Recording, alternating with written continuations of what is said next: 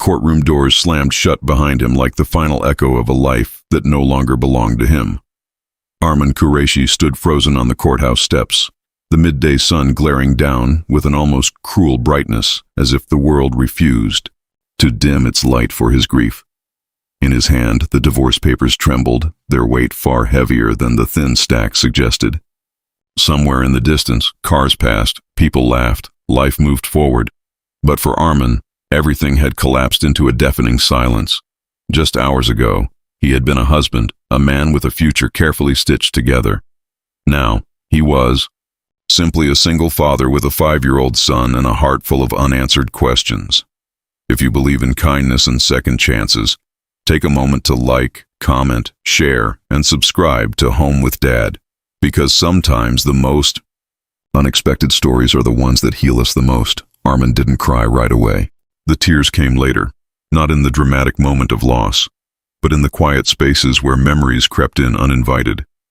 They came when he buckled his son into the back seat that evening and realized there would be no one waiting at home. They came when he opened the door to a silent apartment where the absence of laughter felt louder than any argument they had ever had.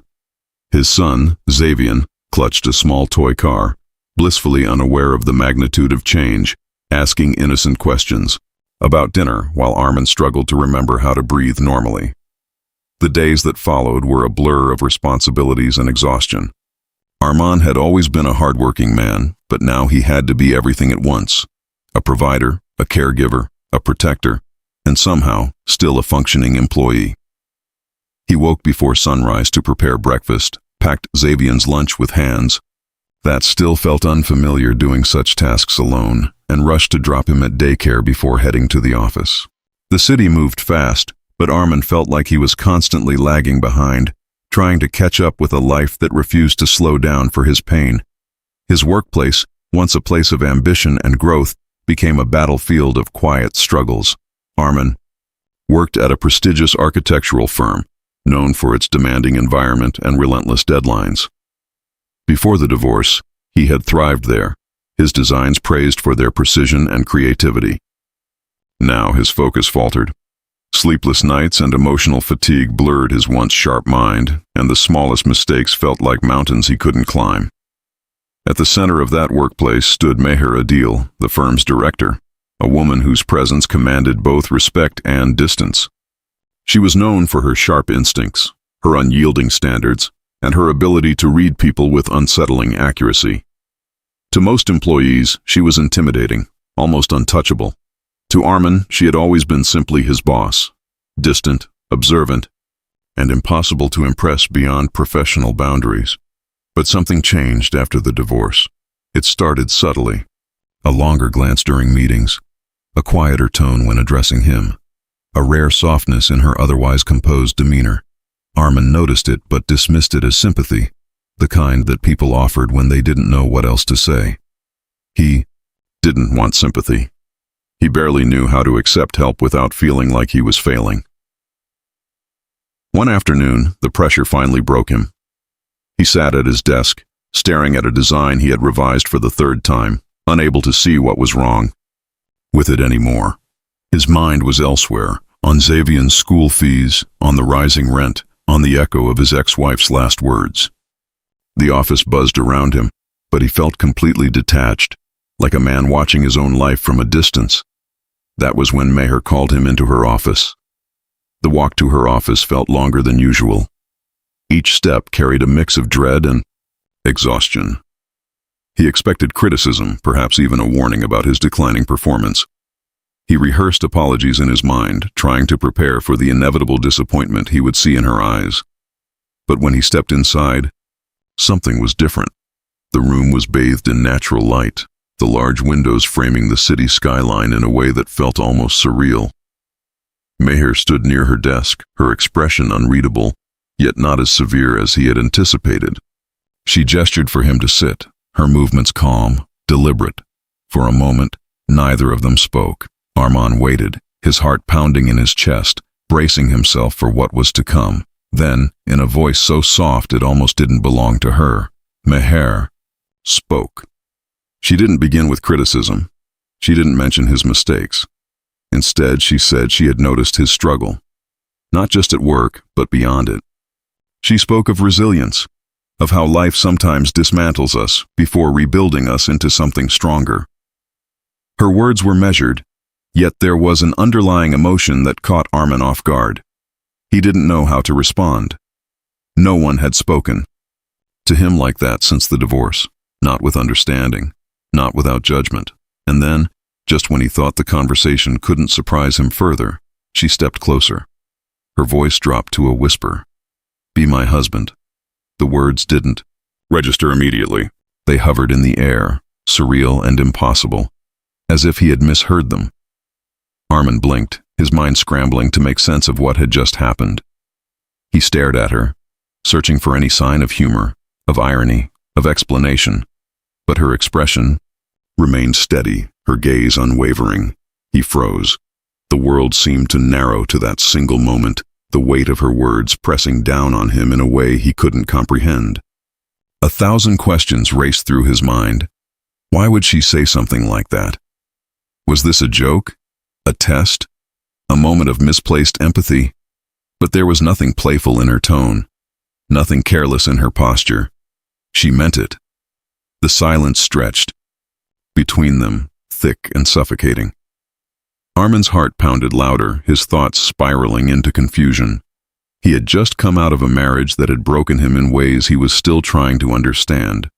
The idea of stepping into another, even a hypothetical one, felt impossible. He managed to speak, his voice barely steady, asking her what she meant. Meher didn't rush her explanation. She spoke calmly, as if she had rehearsed this moment countless times. She said it wasn't what it sounded like, not entirely. She explained her situation, her family's expectations, the pressure she faced as a successful yet unmarried woman in a world that refused to accept her independence without question. She needed a solution, a way to silence the constant scrutiny. Marriage of convenience, no expectations, no obligations beyond the agreement. Just a partnership that would serve both their needs. Arman listened, his mind struggling to process the absurdity and logic intertwined in her proposal. On one hand, it felt unreal, almost like something out of a story that couldn't exist in real life. On the other, there was a strange sense of practicality to it, an opportunity to stabilize his own chaotic life. But this wasn't just about practicality. This was about trust, about stepping into something unknown with a woman he barely understood beyond her professional persona.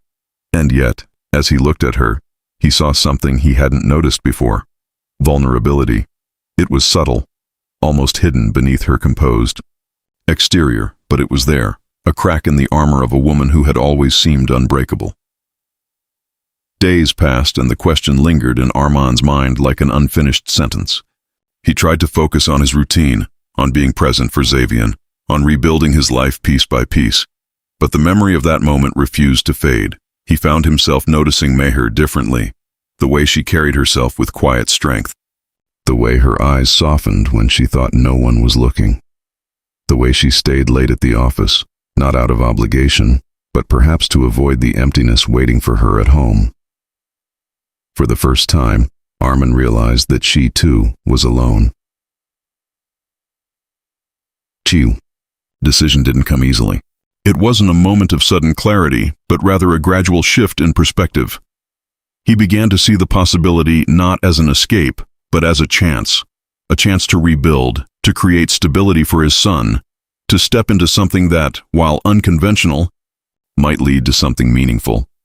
When he finally said yes, it wasn't out of desperation, it was out of quiet hope. What followed was not a fairy tale, but something far more real. Their arrangement began with boundaries, with clear expectations, and careful distance.